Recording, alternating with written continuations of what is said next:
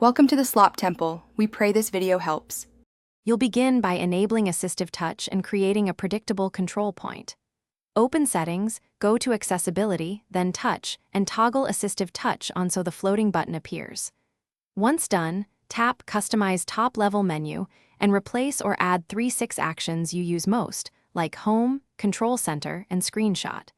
This reduces taps later and shapes the panel to your workflow. Make sure the button is positioned where you can reach it comfortably without covering important UI.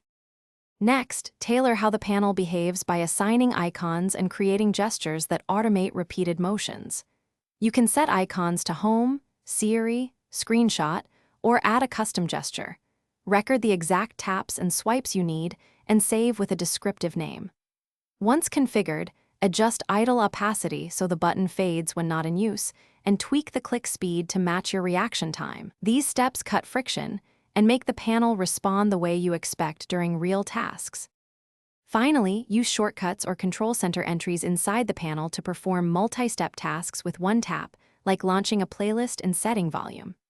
Reposition the floating button when it blocks app controls. You can drag it to any screen edge. If the panel becomes unresponsive, toggle Assistive Touch off and on, restart your device, or install the latest OS update to fix bugs.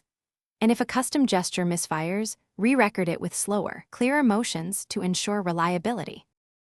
Thanks for watching. Consider subscribing if we helped you.